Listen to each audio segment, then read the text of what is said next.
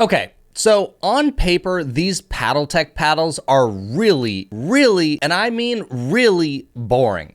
But sometimes the on-paper specs don't tell you the entire story, and I'm gonna tell you that these are actually a very exciting release.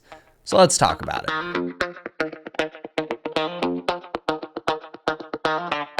Okay, first I'm gonna break down the names of these paddles because I think they can be a bit confusing.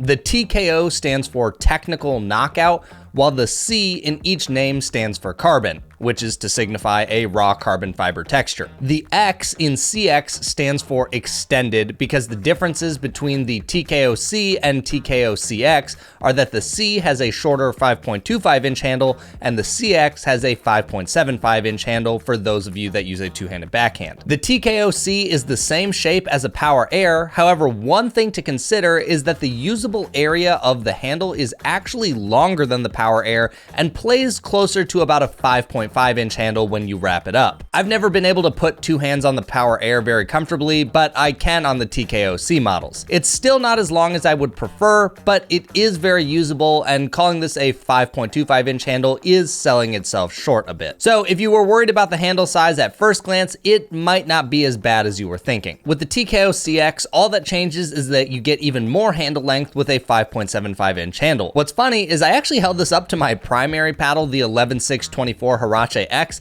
and it's almost identical in shape, minus the Huarache X having a curved head instead of flat. One other small difference is that the CX models feature steel weights in the edge guard to increase the head weighting and the perimeter weighting, which helps with stability. Now, if I'm giving my critique here, I think I would have liked to see the weight spread out more instead of so highly concentrated with just the beads. Had they used only their putty and then used that weight to distribute down the throat, I think that would have opened up the sweet spot just a bit more instead of highly concentrating the weight at 3 and 9. These are not featured in the TKO-C models, and that's why you'll notice in the twist weight stats that the CX models are over 7 and the C models are around mid 6. The trade-off of this is that the CX models have a higher swing weight. My 12.7 millimeter was 121 and the 14.3 millimeter was 122. My C model 12.7 millimeter was 112 and the 14.3 millimeter was 118. So the difference between my C and CX model in terms of swing weights for the 12.7 millimeter is pretty large, and I think that's going to be a reason that you may pick one over the other. Beyond those differences, these paddles are identical.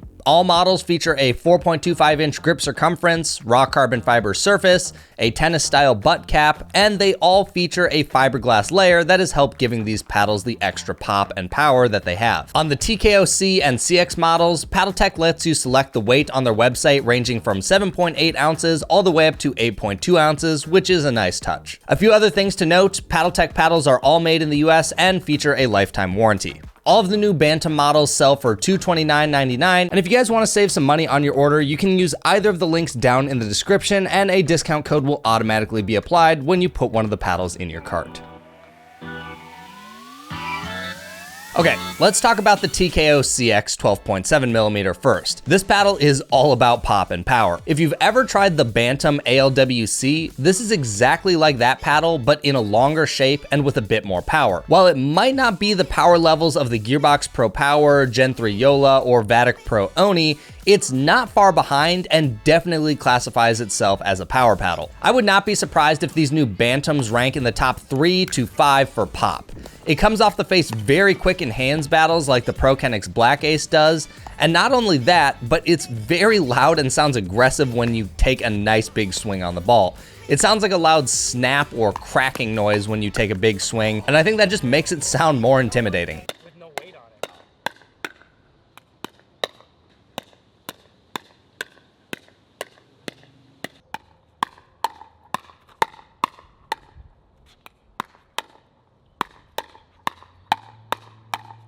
My favorite part of this by a long shot has been the drives and hand battles. The extra pop makes it feel very easy to get ahead in the firefight and end the point before your opponent does. Now, naturally, with this much pop or power, you're going to experience a loss of control. While I have had a much easier time controlling this than I have the new Yolas or Vatic, I still would not classify this as a paddle that is easy to control, particularly because it is so poppy. I think players are going to need time to adjust on dinking and blocks to not give your opponent an easy pop pop-up. If you're coming from the power paddles I just mentioned, you might not find it that hard to use, but regardless, anticipate that there's going to be an adjustment period to use this paddle. While it may be built like a Gen 1 paddle, it certainly does not play like one. The feel off the face is very crisp and the ball just wants to jump. It feels really exciting to play with, and I honestly love how it feels off of the face. The CX 12.7mm truly is a monster of a paddle. If you're an aggressive player that likes to play fast and has a two-handed backhand, there's a lot to love in this paddle. Just know that it comes at the expense of hand speed, and you may not have a lot of options to customize it with lead tape since the swing weight starts relatively high. At least that was the experience for me. I did try putting lead tape at the throat, but I just found it was a little bit too slow for me, so I ended up taking it off. Now, when it came to the 14.3mm model, initially I really wasn't very high on this. However, after more playtesting, I think these hold more merit than I originally thought. After hitting the 12.7mm, which gives you a lot of power, the 14 just doesn't feel that exciting. And the way I was originally thinking about it was, okay, now I have less power and I still have some of the drawbacks of a Gen 1 paddle, like the sweet spot. But after bringing out a Gen 1 paddle and comparing it side by side, it's very clear that this 14mm still has more pop than most of the Gen 1 paddles out there, but without completely sacrificing the control like the 12mm does. So originally I thought there's just no way it's worth it when there are Gen 1 paddles at half the cost, but I find that this is actually a good bridge between a regular Gen 1 paddle that we're used to and the 12mm model that PaddleTek sells. It still has more pop and power than a regular Gen 1, but you're not gonna go completely off the rails with power. So if you want something that's a bit more balanced, then this fits that bill really well. My brother actually ended up liking the 14mm a lot more than the 12mm, so I'll let him tell you about it here. All right, you can tell everyone why you're wrong about liking the 14 more. Whoa, whoa, whoa. What's up, guys? Younger brother here, better brother. For me, stock, it was a little too light, so I added actually a bunch of tungsten weight from the bottom, almost about halfway up the paddle. It definitely hits harder than a regular Gen 1 paddle, which I really like. And the big thing is with both of these, in my opinion, is the sweet spots are a little bit smaller. But for me, the 12.7 was just, I couldn't reset anything. It would hit the paddle and just die. I had no control. The power was great. Like, it was awesome being able to just rip drives, rip balls. But once you get to the net, I was missing too many dinks and too many resets. So the 14.3 felt great. Specifically the CX, because I have bigger hands. I really need that long handle. The 5.75 inch handle was great. This guy won't even touch the C model. Oh, the yeah, C model has a decent handle on I it. refuse. The C model feels horrendous to me. I absolutely despise it. It's also way too light. This guy. Okay, keep in mind this guy's hands are way bigger than mine. I do have much bigger hands than him. If you have large hands, you're probably gonna have to be CX. Also, yeah. This guy is a freak and wants his paddles to be a swing weight of like 125 plus. Yeah. So also keep that in mind. Preferred swing weight is 126. You know, I got those big forearms unlike this guy, so I can handle a little bit more weight. But I actually really like this paddle compared to after hitting like the Yolas and the Gen 3 paddles. They were fun, but for me, I generate my own power and I really don't need that. So I went back down to something that was kind of middle of the road. It really felt awesome. Putaways were fine with this, hard shots, speed ups, everything felt great. I mean, honestly, even this for some Gen 2s, I feel like you were hitting this harder than some Gen 2s out there. So like, I agree. Like the Willinator was not hitting as hard as this, and especially if you're coming from something like the original Valair paddles, this will definitely feel like a power paddle. Even the 14.3 will still feel very powerful. Or like the Vanguard Control, the new Selkirk paddle, this felt like it had way more power than those. So it's a better balanced paddle. It just really depends what you're looking for. I liked the 12 more. I just found it more exciting overall, but I don't think the 14 is a bad option by any means. I just found it a little less exciting overall. While the TKO-C and CX models play very similar overall, one big benefit that you might want to consider with the TKO-C is that the swing weights start lower, which allows you to have faster hands or more customization options for the lead on your paddle. With both of my CX models coming in over 120, it made it feel like my options were very limited. Now granted, out of the box, the CX models do play pretty good, but I just wanted a little bit more lead to add some stability in certain areas, and I just didn't feel like I was able to do that. So if you're someone who likes to customize, then you may want to consider the TKO-C because there's a lot more options available with that starting at a lower swing weight. So for that reason alone, for most of you watching this video, I would recommend the TKO-C models and the CX only if you're someone who knows without a doubt that you have to have a 6-inch handle for a two-handed backhand, or if you just don't mind higher swing weights. Because my younger brother, that's how he is. He really wants a long handle and he doesn't mind a higher swing weight. However, for me, the higher swing weight I'm a bit more sensitive to, and I would give up some of that handle length to have faster hands. And that's why I'm glad that PaddleTek tapered the neck the way they did, because I still didn't feel like it was that hard to get two hands on. The Power Air feels pretty much completely unusable for me to use two hands with, but the TKO-C does not feel that bad at all. In fact, when I started doing this review, hands down, I preferred the CX model. I didn't think I was gonna care about the other ones at all, but by the end of this, I think I've actually ended up preferring the TKO-C just because I have faster hands and I don't feel like I'm giving up that much handle length. So just keep that in mind when you're selecting the paddle for you. The only real negative that I have about these paddles are the sweet spot. It just isn't as large as a thermoformed paddle sweet spot. I think whether it's the 12mm or the 14mm, they have reasonable sweet spots that aren't bad for how thin they are. But if you've gotten used to Gen 2 paddles over the last year, then you'll notice that around the edges, there's just much less energy transfer back into the ball. This is probably my biggest gripe about using these, is the sweet spot just isn't what I'm used to after a year of reviewing Gen 2 paddles. Several times throughout my testing, I would go to hit a reset and the ball just didn't do what I was expecting it to at all.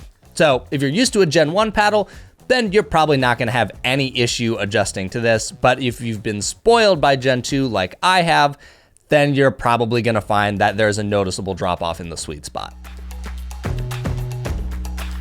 Okay, before we go any further, I wanna put in a small segment about the ALW-C because I think there's a lot of unique advantages that this specific model has. First, I think for a lot of women, this paddle is going to be really appealing. One, because you can choose the grip size between 4 inches and 4.25 inches on the 12.7mm model, and on the 14mm, you can choose between 4.125 inches or 4.375. So if you have small hands, PaddleTek is giving you options in your grip size, which is really nice to see. Second, the weight is selectable on PaddleTek's website from 7.5 ounces all the way up to 7.8. My model weighs 7.6 ounces and had a swing weight of 104. 104 is very low, so this will be a very, very light and fast paddle in the hand. And the nice bonus to having such a low starting static and swing weight is that you can customize the heck out of this paddle. I actually tried Anna Lee Waters' setup with lead around the entire head, and that bumped the static weight up to 8.9 ounces, a swing weight of 122, and the twist weight was an absolute whopping 9.12, which is the highest I have ever seen the twist weight go up to in a paddle with any lead setup that I have ever tried. With this setup, it absolutely cranks the ball. In fact, on serves and drives, I frequently had to slow my swing down because it was just so much power with all that weight. So it makes sense that Anna Lee absolutely crushes the ball with this thing. Everything I've said about the previous models applies to the ALW-C, but now you get it in a wider shape with faster hand speed and still plenty of pop and power. If hand speed is of the highest priority for you, then this is the model that you want. I would honestly consider using this one if it just had a longer handle. At 5 inches, it's just a little too cramped for my liking, which makes it difficult to consider switching to full time. But even with that, there's a lot to love about the ALW-C. The sweet spot out of the box is also better than the other models due to the standard shape, which makes the head a little bit wider. Not to mention, you have plenty of wiggle room to add the lead to the sides and increase the twist weight more if you want the sweet spot to feel even better. So I would recommend the ALW-C if you need a small grip size, don't mind short handles, and want a larger sweet spot, and hand speed is a huge priority for you. One last thing to note is that my ALW-C has the old butt cap, which kind of has this weird bulge at the bottom of it, and it sounds like PaddleTek will be updating this to the same tennis style butt cap that the TKO-C models are using now, and that change should happen in the next month or so. I don't know the exact timeline, but I was told that will be happening. And there's a chance that with that type of butt cap, it actually might extend the handle just a little bit. Probably not gonna be a lot, but it might just make it a little bit more comfortable if you wanted a tiny bit more room on the handle. I'm not gonna lie guys, this might be the most boring paddle technology release in a long time. There's no foam, there's no thermoforming, no fancy molded handle, not edgeless, absolutely nothing that is new or advanced in these paddles.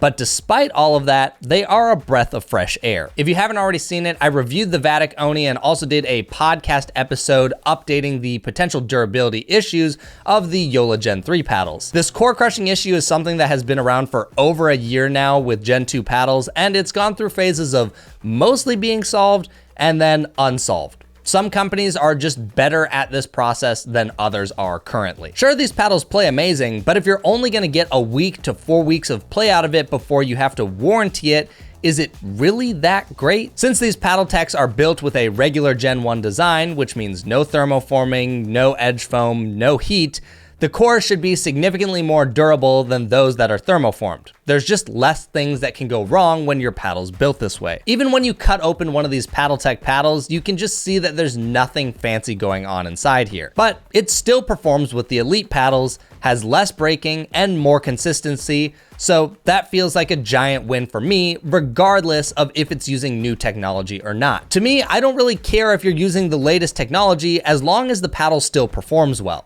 because at the end of the day, that's all that really matters. Now I'm gonna give one warning about the CX models, and I don't know if this is going to be common, but people should be aware of it regardless. Inside the CX models are those steel weights and putty that hold those weights into the polymer core. And on our 14mm model, my brother within a few days had his rattling around a little bit.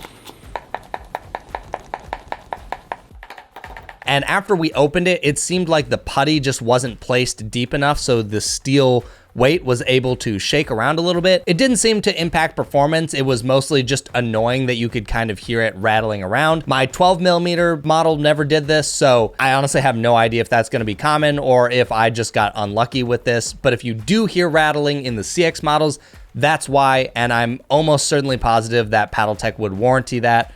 So just keep it in mind. Okay, last thing I wanna talk about really quick is I have to give PaddleTek props for the quality control on their grit. I have 10 raw carbon fiber paddles from them, and I checked the grit levels on all of them with a Starrett meter, and they were within just a few points of each other on all 10 paddles and very well within the legal limits. And not only that, these paddles are getting RPMs that are up there with the best of the best paddles. Raw carbon fiber paddles are often very inconsistent, and sometimes people get smooth ones, sometimes really rough, or sometimes a mix of both. So it's very appealing to see that PaddleTek is so consistent with their raw carbon fiber panels. I won't claim for them that this is always going to be the case and that there will never be a dud, but I have never seen this level of consistency in a raw carbon fiber face. So big props to PaddleTek, because it's very rare that you see this level of consistency from any brand, so I love to see it. Okay, so let's wrap this review up. On the surface, you might be saying, how on earth could a Gen 1 paddle be worth it for $230? And when I started this review, I would have completely agreed with you. But these paddles don't play like a Gen 1 paddle. They have top tier power, consistent grit, shouldn't have core crushing issues, and a lifetime warranty. Combining all of that together gives you a really enticing package and is still cheaper than a lot of the overseas brands that are charging more money for an inconsistent product. It's just very refreshing to know that you won't really have to think about the common durability issues that plague a lot of paddles right now. That doesn't mean this will never have issues of its own, but currently I haven't discovered anything other than the steel bead coming loose in the CX models. The 12mm paddles hit very hard, and while they might not be gearbox or Yola level power, I think these are more than adequate for 99% of players on the market, and because of the Gen 1 design, you shouldn't have to be concerned with core crushing making your paddle go out of spec.